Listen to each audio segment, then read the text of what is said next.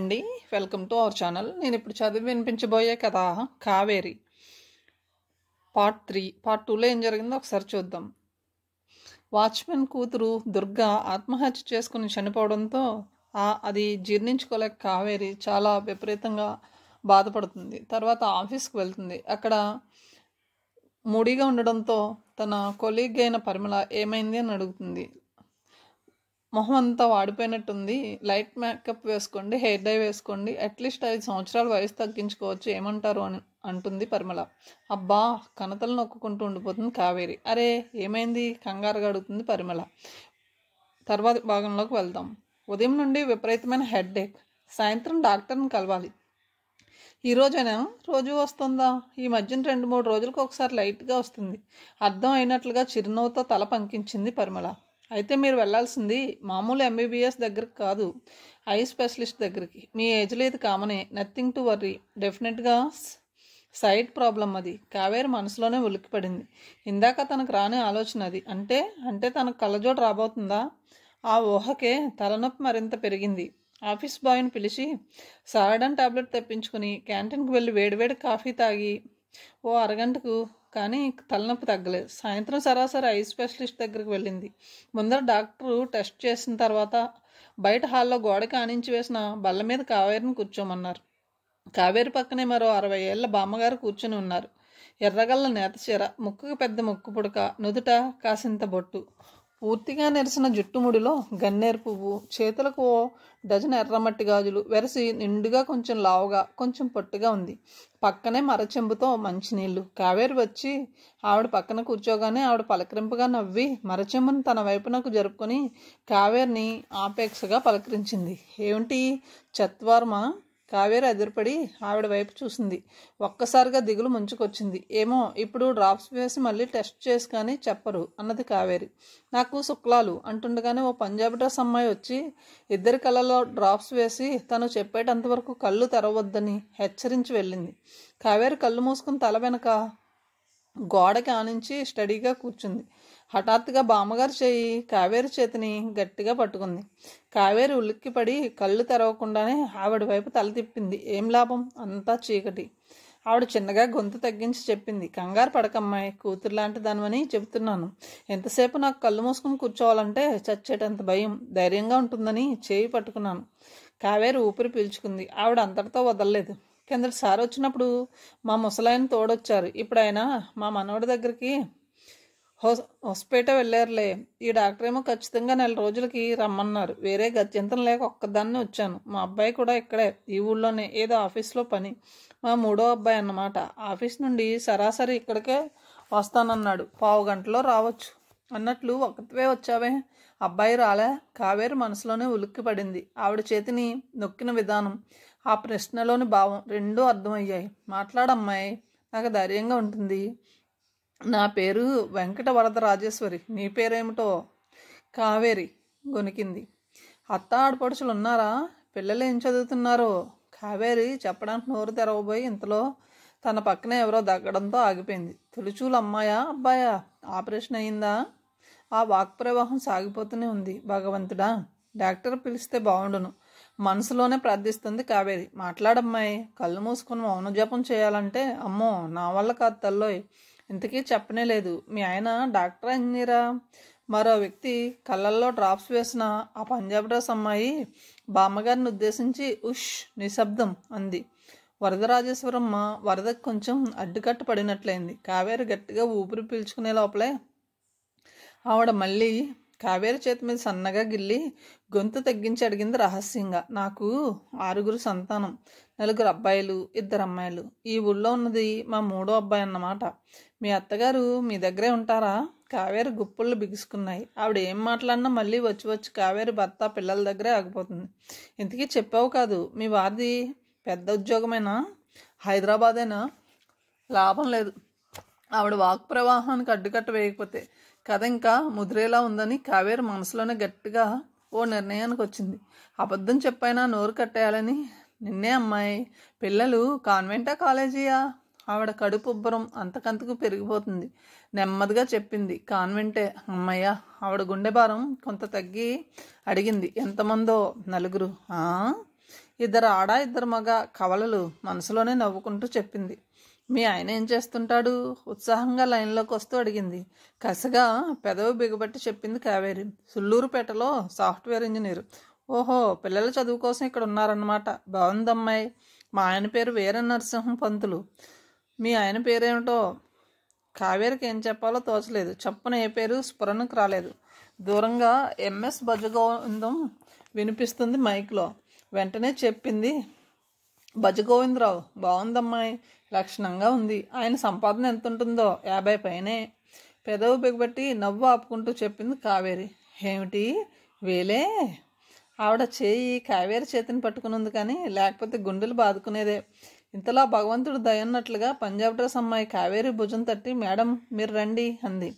బతుకు జీవుడా అనుకుంటూ గట్టిగా ఊపిరి పీల్చి వదిలి బామ్మగారి చేతిలో నుండి తన చేతిని విడిపించుకుంటూ నెమ్మదిగా కళ్ళు విప్పింది కావేరి. అంతసేపు కళ్ళల్లో ఐ డ్రాప్స్ వేయడం వల్ల నీటి పొర కమ్మినట్లుగా మసకగా అనిపించి తర్వాత క్లియర్ అవుతుంది. అలా స్పష్టమవుతున్నప్పుడు ఎదురుగా ఉన్న వ్యక్తి కళ్ళజోడులో నుండి ఆశ్చర్యంగా తన వైపే చూస్తున్నాడు. అప్రయత్నంగా నోరు తెరిచేసింది. అతని కళ్ళు విశాలమై గొప్ప అంతర్జాతీయ రహస్యం కనుగొన్నట్లుగా గుచ్చి చూస్తున్నాడు. చూపు స్పష్టమవగానే ఎదుటి వ్యక్తి మొహంలో ఫీలింగ్స్ స్పష్టమయ్యాయి. ఆయనే సుందరరామయ్య. కాళ్ళ కింద భూమి కదిలినట్లయింది. నెత్తి మీద పిడుగుపడ్డట్టు చూసింది. ఒక్కసారిగా నిలువుగుడ్లు పడి గొంతు తడారిపోయింది. సుందరరామయ్య చురుకైన కళ్ళు నిశితంగా కావేరినే పరిశీలిస్తున్నాయి. మేడం త్వరగా రావాలి, ఆ అమ్మాయి మళ్ళీ పిలిచింది. కావేరి కంగారుగా లేవబోయేసరికి ఒక్కసారిగా ఒళ్ళు తూలినట్లయింది. అతి కష్టం మీద నిలదొక్కుని ముందుకి నడిచి డాక్టర్ రూమ్లోకి అడుగుపెట్టి అప్రయత్నంగా వెనక్కి తిరిగి చూసింది. అప్పటికే స్వింగ్ డోర్ మూసుకుపోయింది. ఓ 15 గంట సేపు డాక్టర్ అన్ని రకాల టెస్టులు చేసి ఆఖరికి ఆ వయసులో సహజంగా వచ్చే షార్ట్ సైట్ అని తేల్చాడు. కళ్ళజోడుతో పాటు ఐ డ్రాప్స్ రాసిచ్చాడు. కావేరి చేతిలో ప్రిస్క్రిప్షన్తో బయటకు వచ్చి బామ్మగారు ఎదురుగా ఖాళీగా ఉన్న కుర్చీ వైపు చూస్తుంటే బామ్మగారు కళ్ళు తెరిచి చిరునవ్వుతో అడిగింది. ఎవరికోసం అమ్మాయి? ఇంత క్రితం ఈ కుర్చీలో నా ఎదురుగా కూర్చుని ఉన్నారు ఆయన. వాడా, నేను చెప్పానే, మా 3వ అబ్బాయి సుందర్రావు. సరాసరి ఆఫీస్ నుండి ఇక్కడికే వచ్చాడు. ఇప్పుడే ఎందుకో ఒక్కసారిగా తలనొప్పి వచ్చిందని ట్యాబ్లెట్ వేసుకుని కాఫీ తాగొస్తానని వెళ్ళాడమ్మాయి. కాసేపు ఉండు, పరిచయం చేస్తా. ఎందుకు వద్దులేండి అని హాస్పిటల్లోనే వరండా చివరున్న కళ్ళజోడు షాప్లోకి అడుగుపెట్టింది. షాపు కుర్రాడు 10 రకాల కళ్ళజోడు ఫ్రేములు మోడల్స్ ఎదురుగా పెట్టి సెలెక్ట్ చేసుకోమన్నాడు. కావేరికి కాసేపు అన్నీ బాగున్నట్లు అనిపిస్తున్నాయి, కాసేపు ఏమీ నచ్చట్లేదు. మెదడంతా శూన్యంగా అయిపోయింది. ఆఖరికి చేతికి వచ్చిన మెరూన్ కలర్ ఫ్రేమ్ పెట్టుకుని అద్దం ముందు నిల్చుంది. అద్దంలో తన ప్రతిబింబం చూడగానే ఒక్క క్షణం నోటమాట రాలేదు. మొహంలో ఒక్కసారిగా ఎంత తేడా వచ్చింది. హఠాత్తుగా అద్దంలో తన వెనకే పరిమళ ప్రత్యక్షమైంది. తన వెనకే నుంచుని పడి నవ్వుతుంది. నేను చెప్పలా? ఎగతాళి చేస్తుంది. అదిరిపడి గబాలన కళ్ళజోడు ఫ్రేము మొహం మీద నుండి తీసి వెనక్కి తిరిగింది. వెనకే షాపు కుర్రాడు నిల్చుని ఉన్నాడు. ఇదే లేటెస్ట్ రన్నింగ్ మోడల్ మేడం, మీ ఫేస్ సూట్ అయింది, తీసుకోండి. కావేరికి పెద్దగా ఆలోచించాలనిపించలేదు. అదే సెలెక్ట్ చేసింది. బయటకు వచ్చి ఆటో ఎక్కబోతూ ఎందుకో తలెత్తి ఎదురుగా చూసింది. ఎదురుగా ఉన్న బిల్డింగ్ పై అంతస్తులో ఉన్నది సౌందర్య బ్యూటీ క్లినిక్. దాన్ని చూడగానే మనసు రెపరెపలాడింది. మళ్ళీ ఆలోచన అదిమిపెట్టి ఆటో ఎక్కి తమన అపార్ట్మెంట్ కార్నర్లోనే దిగింది. అక్కడ కర్రీ పాయింట్ ఉంది. ఆ పూట కూర చేసుకునే ఓపిక ఏమాత్రం లేదు. దొండకాయ, క్యారెట్ మిక్స్డ్ కర్రీ ప్యాక్ చేయించుకుని వెళ్ళింది. స్నానం చేసి ఫ్రెష్ అప్ అయినా మనసంతా చికాగ్గానే ఉంది. మెదడులో ఏవో గజిబిజి ఆలోచనలు వస్తున్నాయి. ఉదయం ఇంటికి రాగానే దుర్గ మరణం తాలూకు షాకింగ్ న్యూస్, తర్వాత వచ్చిన తీవ్రమైన తలనొప్పి, హాస్పిటల్లో అబద్ధం చెప్పి సుందరమ్మాయికి దొరికిపోవడం, అన్నిటికన్నా ముఖ్యం కళ్ళజోడు పెట్టుకోవాల్సి రావడం. ప్రతి సంఘటన తన ప్రమేయం లేకుండానే జరిగిపోతున్నాయి. చాలాసేపు కళ్ళు మూసుకుని పడుకుని ఉండిపోయింది. తర్వాత లేచి వేడివేడి పాలు తాగి అప్రయత్నంగా ఫోన్ దగ్గరికి నడిచి సాగర్కి రింగ్ చేసింది. హలో, ఆఫీస్కి వెళ్ళొచ్చావా? సాగర్ అడిగాడు. మనసేం బాగోలేదు సాగర్. ఏమైంది? డిస్టర్బ్గా ఉంది. ఉదయం రాగానే పెద్ద షాకింగ్ న్యూస్. నీకు అప్పుడప్పుడు చెప్తూనే ఉంటానే, మా వాచ్మెన్ కూతురు దుర్గా అని. ఆ అమ్మాయి సూసైడ్ చేసుకుంది. ఏమిటో ఆ నిజం నేను జీర్ణించుకోలేకపోతున్నాను సాగర్. 18 ఏళ్లకే పెళ్ళయిన 18 నెలల్లోనే ప్రాణం తీసుకుంది. కావేరి, ఒంటరిగా ఉన్నప్పుడు ఇలాంటివి ఎక్కువ ఆలోచించకు. ఏదైనా నీకు ఇష్టమైన బుక్ చదువుకో. ఇష్టమైన బుక్ చదవాలంటే ఇదివరలా కాదు సాగర్. ఈ మధ్యన తరచూ తలనొప్పి వస్తుంటే ఈవినింగ్ ఐ డాక్టర్ దగ్గరికి వెళ్ళాను. సైట్ ప్రాబ్లం అని కన్ఫర్మ్ చేశాడు. కళ్ళజోడు తప్పదట. అదొక దిగులు. చిన్నగా నవ్వాడు. దిగులా? భలే దానివే. ఈ రోజుల్లో కాన్వెంట్ బేబీస్కే కళ్ళజోళ్ళు కామన్. నీకెందుకు వర్రీ? ఏమో కళ్ళజోడు పెట్టుకుని అద్దంలో చూసుకుంటుంటే నాకు నేనే అమ్మమ్మలా ఉన్నాను. నాకు చత్వారం వచ్చిందట ఏడుపు గొంతుతో అన్నది. 4 రోజులు పోతే అదే అలవాటైపోతుందిలే. వంట చేసుకున్నావా? రైస్ ఒక్కటే. సరే ఉంటానులే. వర్రీ అవ్వకు. కాసేపు భగవద్గీత చదువుకో సలహా ఇస్తూ అన్నాడు. ట్రై చేస్తాను అని పెట్టేసింది. మర్నాడు ఆఫీస్కి వెళ్ళేసరికి కాసు కూర్చున్నాడు సుందరరామయ్య. కావేరిని అంత దూరంలో చూడగానే గబాలను లేచి దగ్గరకు వచ్చాడు. ఆమె అతన్ని గమనించినట్లుగానే సీటులో కూర్చొని సొరుగు తీసి ఫైల్స్ పైన పెట్టుకుంది. Madam, I am sorry. మా అమ్మ తరపున కూడా మరీ సారీ. పాతకాలం మనిషి, చేదస్తం, అందరి విషయాలు తనకే కావాలనుకునే రకం. సాయంత్రం హాస్పిటల్లో మిమ్మల్ని ఇబ్బంది పెట్టినట్లుంది. అసలు పర్మిషన్ పెట్టి నేనే వచ్చి ఉంటే ఇబ్బంది ఉండేది కాదు. ఆవిడ గోల భరించలేక మీరు అబద్ధం చెప్పారని అర్థమైపోయింది. ఇంటికి వెళ్ళిన తర్వాత ఆ సంగతే మా అమ్మకి చెబితే ఎంతో నొచ్చుకుంది. కావేరి చిన్నగా నవ్వేసి, పోనీలేండి, నేను పెద్దగా ఫీల్ అవ్వలేదు. అబద్ధం చెప్పినా అప్పుడే మర్చిపోయాను అంది. థ్యాంక్స్ మేడం అని సుందరరామయ్య జేబులో నుండి సెల్ తీసి అటు తిరిగి గబగబా నెంబర్ నొక్కి అమ్మా నేను అంటూ ఆ సెల్ ఫోన్ కావేరికి ఇస్తూ అన్నాడు. మేడం, మా అమ్మ. కావేరి చెవి దగ్గర సెల్ పెట్టుకుంది. అమ్మాయి కావేరి, నేను వరదరాజేశ్వరిని. ఇలా అని ఒక మొక్క చెబితే ఏమనుకుంటాను? ఏదో ఉండబట్టలేక ఏవేవో పిచ్చి ప్రశ్నలతో నేను బాధ పెట్టాను. మనసులో ఏమీ ఉంచుకోకమ్మాయి, నా కూతురు లాంటి దానివి. రాత్రి ఇంటికి వచ్చిన మా సుందర్రావు నా మీద ఇంతెత్తున మండిపడి నిజం చెప్పిన తర్వాత కానీ నేను ఎంత పొరపాటు చేశానో అర్థం కాలేదు. పర్వాలేదులేండి పెద్దవారు, నేను నిజం చెప్పి ఉండవలసింది. ఎందుకో ఆ టైంలో మనసు చికాగ్గా ఉండి అబద్ధమే చెప్పాను. ఆవిడ గట్టిగా నిట్టూర్చన్నది. అమ్మయ్య, మనసు ఇప్పుడు తేలికపడింది. విషయంలోకి వస్తా కావేరి. ఏ ముహూర్తంలో కలిసామో నువ్వు పరాయిదానివిలా అనిపించడం లేదు. ఆ చనువుతోనే ఒక విషయం చెబుతాను, ఏమీ అనుకోవగా. చెప్పండి. కావేరికి అప్పటికే ఆ విషయం ఏమిటో అర్థమైపోయింది. నా చెల్లెలి మేనల్డు ఒకడున్నాడు. నీ వయసే ఉంటుంది. కాలం కలిసిరాక వాడికి ఇంతవరకు వివాహం జరగలేదు. పిల్లవాడు పరమ బుద్ధిమంతుడు. ఇక్కడే కార్పొరేషన్ ఆఫీస్లో చేస్తున్నాడు. మంచి జీతం. వెనక ముందు ఎవ్వరూ లేరు. ఇంతకీ నీ ఏమిటంటే అర్థమైంది బామ్మగారు. నేను నిన్ననే అనుకున్నాను చురుకైన పిల్లవని. ఇందులో బలవంతం కానీ మొహమాటం కానీ ఏమీ లేవు. వాడు నిన్ను కలుస్తాడు. ఇష్టమైతేనే చెప్పు, లేకపోతే లేదు. ఏమంటావు? ఇప్పుడు నేనేమీ ఆలోచించలేను. చూడబోతే నీ తరపు ఆలోచించే వాళ్ళు ఎవ్వరూ ఉన్నట్లు లేరు. పెళ్లి విషయంలో సొంత నిర్ణయాలు ఆలోచనలు అంటూ ఎన్నాళ్ళు నెట్టుకొస్తావు? పెద్దదాన్ని, నేను చెబుతున్నాను కదా. కావేరికి ఏం చెప్పాలో అర్థం కాలేదు. ముందర ఆవిడ మాటలు ఎదుర్కోవడం కష్టసాధ్యంగా ఉన్నది. నువ్వేం కంగారు పడక కావేరి. మాట్లాడుకున్నంత మాత్రాన పెళ్ళైపోయినట్లు కాదు. ఇవాళ మంచి రోజు, బాగుంది. సాయంత్రం 3-4 మధ్య వర్జ్యం కూడా లేదు. నేను మా వాడికి చెప్పి నిన్ను కలవమంటాను, సరేనా? కావేరికి ఆ మాటే గుర్తుండిపోయింది. మాట్లాడినంత మాత్రాన పెళ్ళి అయిపోయినట్లు కాదు. మీ ఇష్టం. చిన్నగా గొనికింది. నువ్వేం టెన్షన్ పడకు. మా సుందర్రావుడు ఉన్నాడుగా, వాడు చూసుకుంటాడులే. ఉంటానమ్మాయి. మళ్ళీ మా వాడికి కూడా ఫోన్ చేయాలి. ఏది ఆ ఫోన్? మా సుందర్రావుడికి ఇవ్వు అంది. కావేరి ఫోన్ అతనికి ఇచ్చింది. కాసేపు సుందరరామయ్య వాళ్ళ అమ్మ ఏదో మాట్లాడుకున్నారు. వెలిగిపోతున్న మొహంతో అలాగే చూసుకుంటాగా అంటున్నాడు.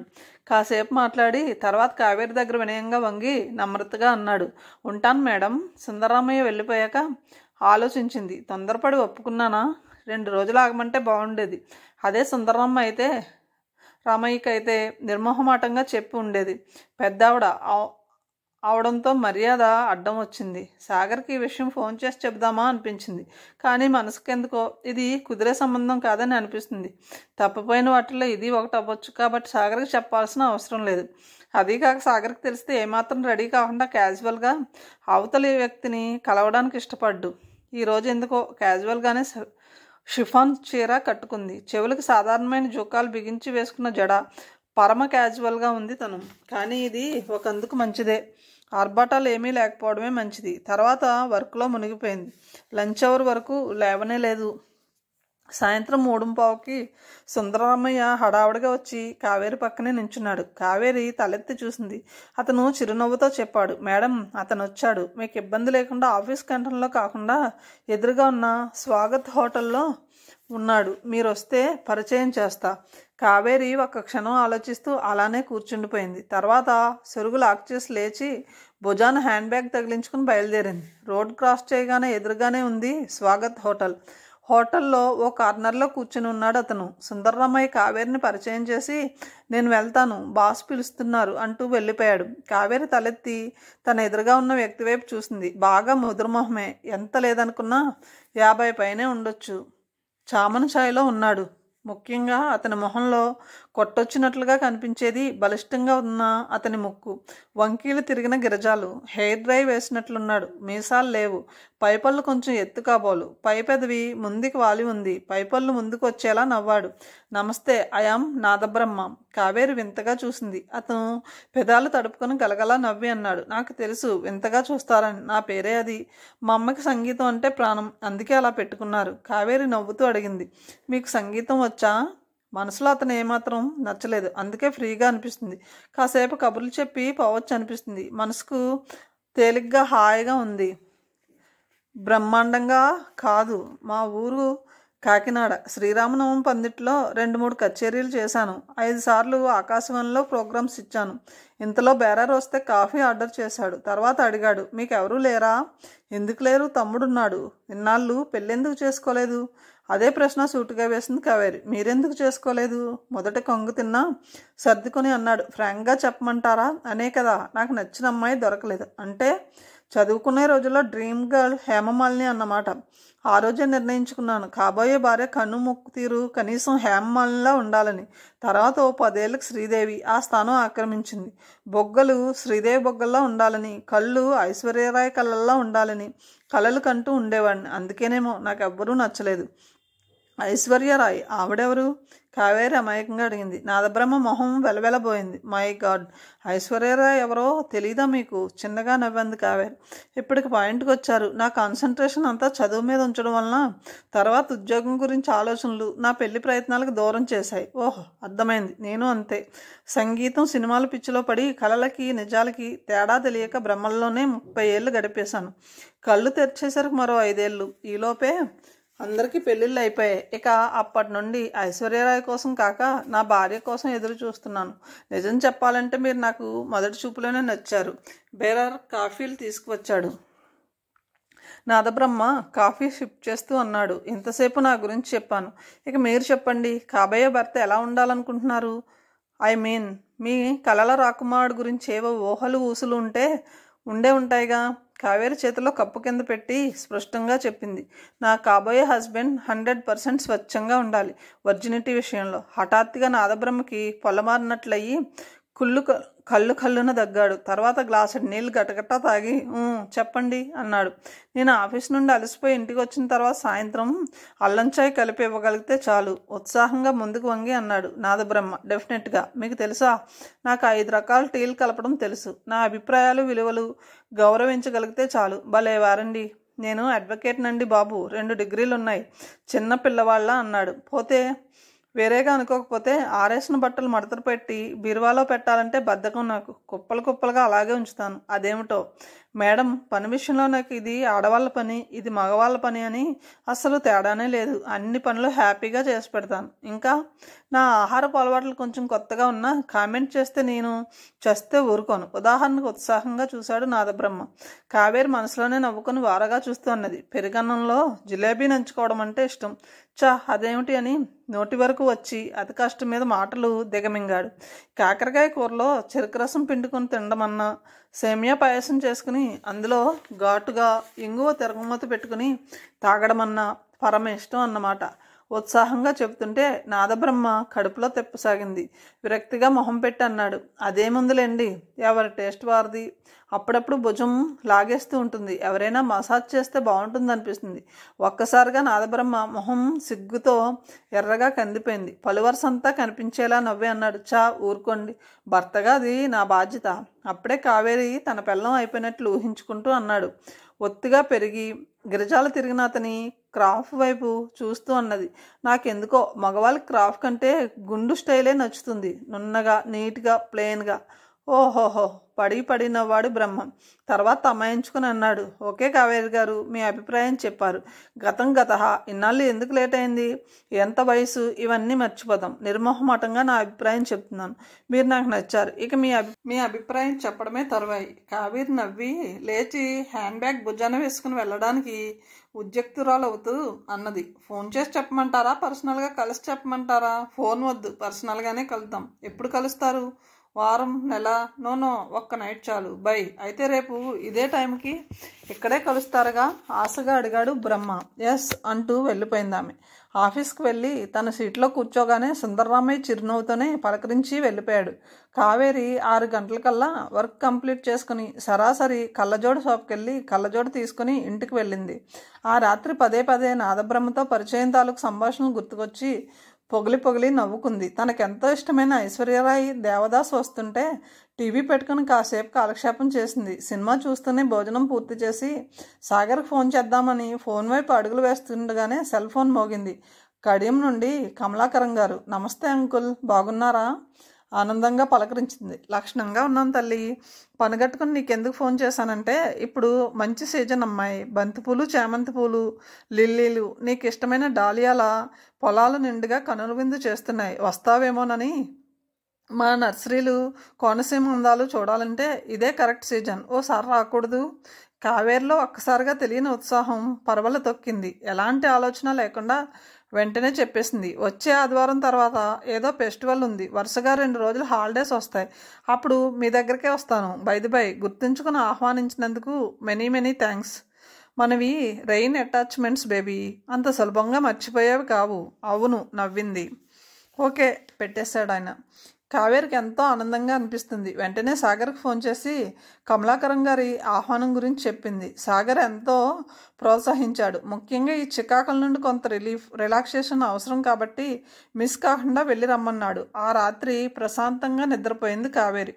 మర్నాడు ఉదయం కొత్తగా వచ్చిన కళ్ళజోడు పెట్టుకుని 5 ఫ్లాట్ నుండి మెట్లు దిగుతుంటే గమ్మత్తుగా ఒక్కో అడుగు గుంటలో లోతుగా వేస్తున్నట్టు అనిపిస్తుంది. జాగ్రత్తగా అడుగు వేసుకుంటూ కిందికి దిగి వచ్చింది. కింద సెల్లార్లో ఓ 10 మంది అయ్యప్ప భక్తులు నల్ల దుస్తులు ధరించి హడావుడిగా పరుగులు పెడుతూ అరేంజ్మెంట్స్ ఏవో చేస్తున్నారు. వాచ్మెన్ అడిగితే చెప్పాడు. ఆ అపార్ట్మెంట్లోనే అయ్యప్ప దీక్ష తీసుకున్న 5-6 కలిసి రాత్రికి భజన ఏర్పాటు చేస్తున్నారట. కావేరి మనసులోనే అయ్యప్పకి దండం పెట్టుకుని జాగ్రత్తగా అడుగులు వేస్తూ రోడ్డు మీదకి వచ్చి ఆటో ఎక్కింది. ఆఫీస్కి వెళ్ళేసరికి సరా మామూలుగా కావేరి సీటు దగ్గర సుందర్రామయ్య ఎదురు చూస్తున్నాడు. కావేరి కళ్ళజోడు సర్దుకుంటూ ఆయన వైపు చూసింది. నాదబ్రహ్మ మధ్యాహ్నం లంచ్ బ్రేక్లో కలుస్తానన్నారు మేడం. అలాగే అంటూ మళ్ళీ కళ్ళజోడు సర్దుకుంది. మాటిమాటికి కళ్ళజోడు ముక్కు మీదకి జారిపోతున్న ఫీలింగ్.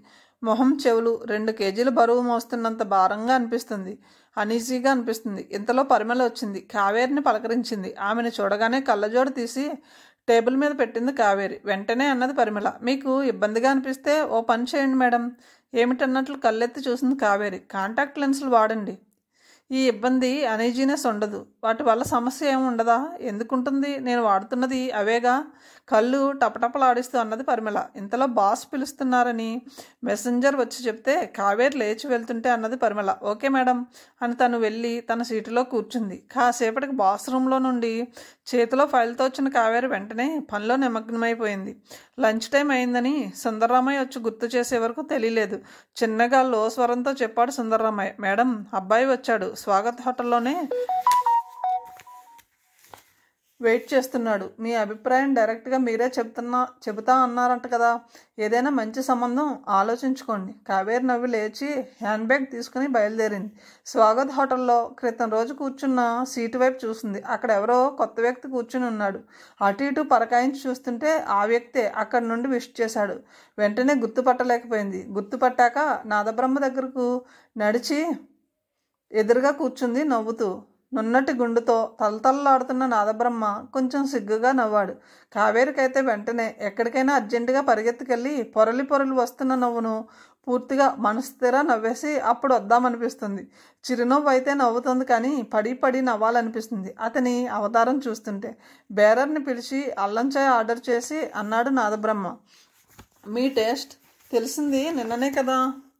మీ అభిరుచికి తగ్గట్టుగా గుండు, మీ రుచికి తగ్గట్టుగా టీ. చూసారా నేనెంత సిన్సియర్నో? మీ ఫేస్ చూస్తుంటే రాత్రి అంతా ఆలోచించి నాతో కలిసి నడవడానికే నిర్ణయించుకున్నట్లున్నారు. అవునా? చిన్నగా దగ్గింది కావేరి. ఇంతలో బేరర్ టీ తీసుకురాగానే చేతిలోని టీ కప్పు తీసుకుని సిప్ చేసింది.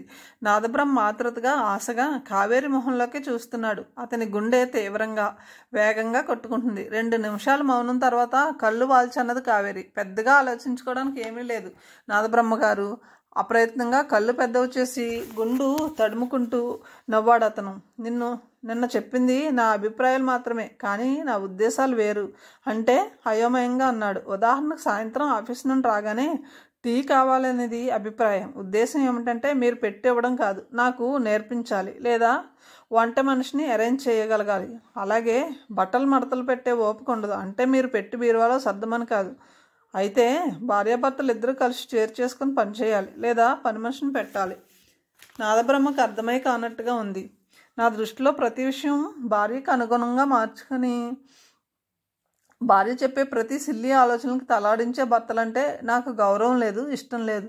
ఇక వాళ్ళకి సొంత నిర్ణయాలు, సొంత అభిప్రాయాలు ఏముంటాయి? అంతగా వ్యక్తిత్వం చంపుకొని భార్య మాటకు తానా తందాననే మొగుడంటే నాకు ఎలర్జీ. తనకంటూ ఇండివిడ్యువాలిటీ లేకపోతే అసలు మగవాడే కాదు. భార్య అభిప్రాయాలు గౌరవిస్తేనే తన వ్యక్తిత్వం నిలబెట్టుకోగలగాలి. మేడం, నా ఉద్దేశం అది కాదు. మిమ్మల్ని పువ్వుల్లో పెట్టి చూసుకుంటాననే ఉద్దేశంతో అలా చెప్పాను. చిన్నగా నవ్వింది కావేరి. అంత సౌకుమార్యం నాకు వద్దులేండి. నేను క్యాజువల్గా అన్నదానికే పట్టుకుని సమయం సందర్భం లేకుండా గుండు చేయించుకున్న మీ తీరు నచ్చలేదు. సారీ, ఈరోజు బిల్లు నే పే చేస్తాను, కాదనకండి అని బేరర్ తెచ్చిన బిల్లు ప్లేట్లో డబ్బు పెట్టి లేచింది. నాదబ్రహ్మ గుండు తడుముకుంటూ చూస్తుండిపోయాడు. చకచకా నడుచుకుంటూ ఆఫీస్కి వెళ్ళి తన సీట్లో కూర్చుని కళ్ళజోడు పెట్టుకున్నాక మనసు తేలికపడినట్లయింది ఆమెకు. ఆ సాయంత్రం ఆఫీస్ నుండి ఇంటికి వెళ్తూ లెండింగ్ లైబ్రరీ నుండి 2 పుస్తకాలు తీసుకెళ్ళింది. వంట అయిన తర్వాత కాసేపు సోఫాలో రిలాక్స్డ్గా కూర్చొని పుస్తకం తీసి 4 పేజీలు చదవగానే ల్యాండ్ ఫోన్ మోగింది. చదువుతున్న పుస్తకం మడిచి పక్కన పెట్టి వెళ్ళి రిసీవర్ తీసింది. కావేరి, నేనే మీ అత్తయ్యని, నెల్లూరు నుండి. బాగున్నావా? కావేరి నవ్వుతూ అంది. బాగున్నా. మీరెలా ఉన్నారు? చాలా రోజులైన చూసి. ఆరోగ్యం ఎలా ఉంటుంది? మావయ్య ఎలా ఉన్నారు? నా ఆరోగ్యానికేం లక్షణంగా ఉన్నాను. మీ మావయ్య బాగానే ఉన్నారు. పోతే ఇంతకీ ఎందుకు చేశానంటే ఊపిరి పీల్చుకోవడానికి ఆగింది ఆవిడ. ఏ పెళ్లి సంబంధమో కాదు కదా. విసుగు అనిపించింది కావేరికి. చెప్పండి, నెమ్మదిగా అడిగింది. మీ మావయ్య వచ్చే జనవరిలో బస్సు టూర్ వేస్తున్నాడమ్మా. అంతా మీ మావయ్య చూసుకుంటున్నారులే. లగ్జరీ కోచ్, ఇంకా 2 సీట్లే మిగిలాయి. కావేరి, వెంటనే నువ్వు గుర్తుకొచ్చావు. అందుకే నెంబర్ వెతికి పట్టుకుని ఫోన్ చేస్తున్నాను. ఇంతకీ టూర్ ప్రోగ్రామ్ ఎక్కడికి? జనవరిలో అంటే ఎక్కడికేముంది? శబరిమలైకి. కావేరి మొహం ఒక్కసారిగా పాలిపోయింది. గుండెల్లో ఒక విధమైన మంట లాంటిది బయలుదేరింది. చేతులు వణుకుతుంటే అన్నది హీన స్వరంతో, ఏమంటున్నారు అత్తయ్య మీరు? అదేమిటి కావేరి, నీకు శబరిమలై వెళ్ళే వయసు వచ్చిందే తల్లి. కావేరికి నోటమాట రాలేదు. కళ్ళలో ప్రయత్నంగా నీళ్లు తిరిగాయి. అవతల నుండి ఆవిడ యథేచ్ఛగా మాట్లాడుతూనే ఉంది. నీకు గుర్తులేదు? నీ చిన్నప్పుడు మీ నాన్న మావయ్య శబరిమలై వెళ్తుంటే నేను వస్తాను నీ వెంటబడి గొడవ చేసేదానివి. ఆ వయసులో అంటే శబరిమలై వెళ్ళకూడదని తీసుకెళ్ళలేదు. ఇప్పుడు నీకు ఏ ఇబ్బంది అడ్డు లేదు. హాయిగా రావచ్చు. బుక్ చేయమంటావా? కిటికీ పక్క సీటు, 2 పూట్ల భోజనం, ఉదయం సాయంత్రం కాఫీ, టిఫిను అంతా కలిపి. అత్తయ్య, గట్టిగా అరిచింది. ప్లీజ్ ఆగండి అని జీరబోయిన గొంతు సవరించుకుని చెప్పింది. నేను రాను. టఫీమని ఫోన్ పెట్టేసింది. ఒక్కసారిగా వచ్చిన నిస్త్రాణతో సోఫాలో కొలబడిపోయింది. కింద నుండి అయ్యప్ప భజన వినిపిస్తుంది. స్వామియే అయ్యప్పో అయ్యప్పో, స్వామియే శరణం అయ్యప్ప. నీకు శబరిమలై వెళ్ళే వయసు వచ్చేసిందే తల్లి. అత్తయ్య మాటలే చెవిలో ప్రతిధ్వనిస్తున్నాయి. అంతసేపు గుండెల్లో సుడులు తిరుగుతూ ఉన్న దుఃఖాన్ని ఒక్కసారిగా తండుకొని బయటకు వచ్చింది. కాసేపటి వరకు ఏడుస్తూనే ఉందామె. మళ్ళీ ఫోన్ రింగ్ అయింది. సోఫాలో ముడుచుకుని కూర్చున్న కావేరి విసుగ్గా తలెత్తి చూసింది. అత్తయ్య అయ్యి ఉంటుంది. కావేరి లేవలేదు. రింగ్ అయ్యి కాసేపటికి ఆగిపోయింది. 5 నిమిషాల తర్వాత మళ్ళీ ఫోన్ మోగింది. చివాలన లేచి రిసీవర్ తీసుకుంది. హలో హలో, అవతల నుండి ఎవరిదో మగ కంఠం వినిపిస్తుంది. ఎవరు? గట్టిగా అడిగింది. నేను నిరంజన్ రావుని. Sorry, wrong number. ఫోన్ పెట్టేసి కళ్ళు తుడుచుకుని లేచి వెళ్ళి ఫ్రెష్గా మొహం కడుక్కొని డైనింగ్ టేబుల్ మీద ప్లేట్ పెట్టుకుని వడ్డించుకుని అన్నం తినబోతుండగా కాలింగ్ బెల్ మోగింది. సింక్లో చేయి కడుక్కొని లేచి వెళ్ళి తలుపు తీసింది. బయట నిలబడ్డ వ్యక్తి తలుపు తోసుకుంటూ లోపలికి వచ్చాడు. గల్లలింగి కట్ బనీను, కిల్లీ నములుతున్న అతను లోపలికి వచ్చి అన్నాడు, రాంగ్ నెంబర్ కాదు, రైట్ నెంబరే. నిరంజన్ రావుని గుర్తుపట్ల? రోజు చూస్తుంటావుగా మీ కార్నర్ ఫ్లాటు. ఆ సమయంలో అలాంటి డ్రెస్లో అతను రావడం, ఏకవచన సంబోధన, అతని చూపులు, మాట తీరు కావేరికి మనసులో భయంగా అనిపించింది. అయినా బెంకంగా అంది, అందరినీ గుర్తుపెట్టుకోవాల్సిన అవసరం నాకు లేదు. ఇప్పుడేం కావాలి? అదోలా నవ్వాడు నిరంజన్ రావు. ఉదయం మెట్ల మీద తడుముకుంటూ జాగ్రత్తగా పట్టు నడుస్తున్న నిన్ను చూస్తుంటే జాలి వేసింది. వాట్? అవును, ఇన్నాళ్ళు తోడు లేకుండా నిన్ను ఒంటరిగా వదిలేసినందుకు నా మీద నాకు కోపం కూడా వచ్చింది. కావేరి మొహం కోపంతో ఎర్రబడింది. ముక్కుపుటాలు ఎగిసిపడ్డాయి. గట్టిగా అరిచింది, షటప్ షటప్ అయ్యేసే. నువ్వెంత అరిచినా వినేవాళ్ళు ఎవ్వరూ లేరు. అందరూ భజనలో ఉన్నారు. అయినా నేనేదో రేప్ చేయబోతున్నట్లు ఎందుకలా కేకలు పెడతావు? కూర్చొని మాట్లాడు బేబీ అంటూ లుంగి పైకి కట్టుకొని సోఫాలో కాలు మీద కాలు వేసుకుని విలాసంగా కూర్చుని నవ్వాడు. చూడు, సిన్సియర్గా ఆలోచించు. నీకా వయసు అయిపోతుంది. తర్వాత బాధపడి ప్రయోజనం లేదు. నేనా వయసులో ఉన్నాను. మనసులో బాధ పెట్టుకుని ప్రయోజనం లేదు. ఇద్దరం ఓ అండర్స్టాండింగ్కి వద్దాం. అయినా ఈ రోజుల్లో ఇలాంటివి కామన్. జీవితాన్ని ఎంత ఎంజాయ్ చేస్తామన్నదే ముఖ్యం. చంపేస్తాను. ముందరలే, గెట్ అవుట్. వేలు గుమ్మం వైపు చూపిస్తూ ఆడపులిలా గర్జించింది. పక్కపక్క నవ్వాడు. నా భార్య భజనలో మునిగిపోయింది. ఇప్పుడెవ్వరూ మనల్ని డిస్టర్బ్ చేయరు, తెలిసిందా? మంచి సమయం. నీ మనసులో భయాలు ఉండటానికి వీలు లేదే. ఇప్పుడు పిల్లలు పుట్టే వయసు కాదు. నాకు ఆపరేషన్ అయిపోయింది. భయం ఎందుకు? అరుస్తున్నదే కానీ కావేరి మనసులో విపరీతమైన భయంగా ఉంది. అరిచేతుల్లో చెమటలు పడుతున్నాయి. కాళ్ళు వణుకుతున్నాయి. మెదడు షార్ప్గా ఆలోచించడం మానేసింది. మనసు కీడు శంకిస్తుంది. తన భయాన్ని గమనించినట్లు అతని కళ్ళు నవ్వుతున్నాయి. కావేరి గబాలన కిటికీ దగ్గరకు వెళ్ళి పెద్దగా అరిచింది, హెల్ప్ హెల్ప్, రక్షించండి. కంగారు పడ్డాడు నిరంజన్ రావు. లేచి వెళ్ళబోతూ ఆగి వెనుతిరిగి అన్నాడు, చెప్పానుగా నేనేమీ రేప్ చేయబోవడం లేదని. బుర్రపెట్టి ఆలోచించు అని డైనింగ్ టేబుల్ మీద వడ్డించి ఉన్న పళ్ళెం వైపు చూస్తూ అన్నాడు. అంతే అంతే, ఉప్పు కారాలు తింటున్నావు, ఆకలి తీర్చుకుంటున్నావు. శరీర ధర్మాలు కూడా కొన్ని ఉంటాయి. మరి వాటి ఆకలి సంగతి ఏమిటి? సహకరిస్తానంటున్నానుగా. ఈరోజు కాకపోతే రేపు. ఆ తర్వాత నీ దారి ఆఫీస్కి, నా దారి ఆసుపత్రికి. నేను మెడికల్ షాప్ ఓనర్నులే. అన్ని మందులు నా దగ్గరే ఉంటాయి. ఆ భయం కూడా అక్కర్లేదు. వాల్యూమ్ దగ్గర నుండి అని వంకరగా నవ్వి గుమ్మం వరకు నడిచి గుడ్ నైట్ అని వెళ్ళాడు. కావేరికి నోటమాట రాలేదు. అన్నం కూడా తినాలనిపించలేదు. పళ్ళెం మీద మూత పెట్టి గ్లాస్ నీళ్ళు తాగేస్తుంది. తాను ఒంటరిగా ఉన్నాననే ఫీలింగ్ భయపెడుతుంది. వెంటనే డోర్ లాక్ చేసి చకచకా మెట్లు దిగి కింద భజన చేస్తున్న భక్త బృందం మధ్యకు వెళ్ళి కూర్చుంది. భజన అయ్యేటంత వరకు కావేరి పెదవులు తనకు తెలియకుండానే అయ్యప్ప శరణఘోష చేస్తూనే ఉన్నాయి. స్వామియే శరణం అయ్యప్ప. మర్నాడు ఉదయమే సాగర్కి ఫోన్ చేసి రాత్రి జరిగిన సంఘటన చెప్పింది. వెంటనే రియాక్ట్ అయ్యాడు. కావేరి, ఇలాంటి సమయాల్లోనే ధైర్యంగా ఉండాలి. వాడిని ఎందుకు వదిలేసావు? మెట్ల మీదుగా ఈడ్చుకెళ్ళి కింద సెల్లార్లో భజన జరుగుతుందన్నావుగా, వాళ్ళందరి ముందరే వాయించలేకపోయావా? అదంత ఈజీ కాదు సాగర్. ఆ సమయంలో పైకి బెంకంగా ఉన్నాను కానీ గుండెలో దడ. అయినా ఆ పని అంత మంచిది కాదేమో. అతనితో పాటు నా జీవితం కూడా అల్లరయ్యే ప్రమాదం ఉంది. లేదా ఆ కసి మనసులో పెంచుకుని నన్ను అతను ఏదైనా చేయవచ్చు. నీ జీవితానికి ఏమీ కాదు. నువ్వు ఎలాంటి దానివో అందరికీ తెలుసు. సరే, జరిగిందేదో జరిగిపోయింది. మీ ఏరియా ఎస్ఐతో నాకు కొంత పరిచయం ఉంది. అతని ఫోన్ నెంబర్ ఇస్తాను. అవసరమైతే కాంటాక్ట్ చేయి. అలాగే కూకట్పల్లిలో మా కజిన్ వనజ ఉంది. మంచి వ్యక్తిత్వం, సహాయకారి. 4 రోజుల పాటు వచ్చి నీకు తోడుంటుంది. నేను చెబితే కాదనదు. వద్దు సాగర్, ఎవరితోనూ ఏ అబ్లిగేషన్స్ వద్దు. నువ్వు చెప్పావుగా, కావాలంటే ఆ ఎస్ఐతో కాంటాక్ట్ చేస్తాను. అనవసరంగా ఎవరిని ఇబ్బంది పెట్టవద్దు. నీ గొంతు వింటుంటేనే అర్థం అవుతుంది నువ్వెంత టెన్షన్లో ఉన్నావో. ఈసారి కాదనుకు. వనజకి ఏ ఇబ్బంది లేదు. సాయంత్రం ఆఫీస్కి వచ్చి నిన్ను కలుస్తుంది. ఇంటికి తీసుకువెళ్ళు. వనజ గురించి భరోసా నాది. చాచా, నా ఉద్దేశం అది కాదు. నీ ఉద్దేశం అర్థమైంది. కానీ బుద్ధిగా చెప్పిన మాట విను. 2 రోజులు ఆగి నేనే వచ్చి నిన్ను కలుస్తాను. అంతవరకు నీకు ధైర్యంగా ఉంటుంది. ఒక క్షణం ఆలోచించి చెప్పింది కావేరి. సరే, నీ ఇష్టం. 4 రోజుల తర్వాత ఎలాగూ కడియం కమలాకర్రావు గారి దగ్గరికి వెళ్దామనుకుంటున్నా. వచ్చాక నేనే కలుస్తాను.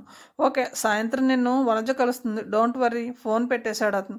కాసేపు పేపర్ చదువుకొని లేచి వంట చేసి 9 కల్లా రెడీ అయింది కావేరి. మెట్లు దిగుతుంటే కావేరి పక్కనుండే నిరంజన్ రావు అతనిని సాగనంపడానికి అతని భార్య కిందకి వచ్చారు. నిరంజన్ రావుని చూస్తుంటే రాత్రి కావేరి దగ్గరికి వచ్చి అంత అసభ్యంగా ప్రవర్తించాడని చెప్తే ఎవ్వరూ నమ్మరు. నీట్గా టక్ చేసి కుంకుమ బొట్టు, ఆ పైన విభూది పెట్టుకుని ఎంతో సౌమ్యంగా జెంటిల్మెన్లా ఉన్నాడు. అతను స్కూటర్ తీసుకుని బయలుదేరుతుంటే భుజం నిండుగా పవిట కప్పుకొని అతని భార్య ఎదురొచ్చింది. నిరంజన్ రావు అపార్ట్మెంట్ కాంపౌండ్లోనే ఎంట్రన్స్లో ఉన్న వినాయకుడి విగ్రహం ముందు ఆగి టపటపా లెంపలు వేసుకుని 3 గింజలు తీసి వెనుతిరిగి చూశాడు. అప్పుడే కావేరి నడిచి వస్తుంది. కావేరిని చూసి వారగా నవ్వాడు.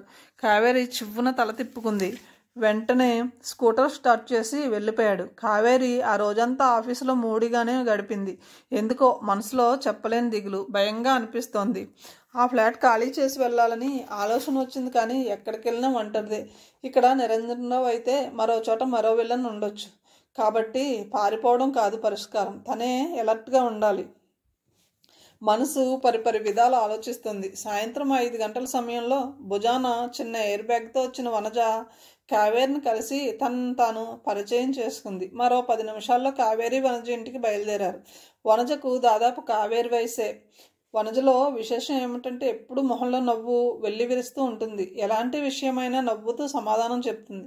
చూడగానే అర్థమవుతుంది మంచి కలుపుగోలు మనిషిని. ఇంట్లో అడుగు పెట్టగానే కావేరి వనజతో అన్న మొదటి మాట, సారీ మిమ్మల్ని ఇబ్బంది పెట్టాను. అప్పటికి సాగర్తో వద్దనే చెప్పాను. నా గురించి మీ ఫ్యామిలీ మెంబర్స్ ఇబ్బంది పడ్డం సారీ. వనజ నవ్వుతూ అన్నది. కావేరి, ఒకే వయసు వాళ్ళం, మీరు గారు తీసేయండి. ఇకపోతే నా గురించి, మా వారు కాంట్రాక్ట్ పనుల మీద తిరుగుతుంటారు. ప్రస్తుతం విశాఖపట్నంలో ఉన్నారు. వారం వరకు రారు. మా ఏకైక పుత్రరత్నం బిట్స్ పిలానీలో చదువుతున్నాడు. ఇంట్లో అత్తగారు మరిది ఉన్నారు. సాగర్ ఫోన్ చేసి మా వాళ్ళకి చెప్పగానే వాళ్ళు దగ్గరుండి నన్ను పంపించారు. సరేనా? కాబట్టి మనసు ప్రశాంతంగా ఉంచుకుని హాయిగా ఉండు. నేను ఉన్న ఈ 4 రోజులు నా చేతి వంట రుచి చూపిస్తాను. రోజు నువ్వు ఎలానో తిప్పలు పడుతూనే ఉన్నావు. కావేరి మొహమాటంగా నవ్వింది. కథను ఇంతటితో ముగిస్తున్నాను. తిరిగి తర్వాయి భావంతో కలుద్దాం. Thank you.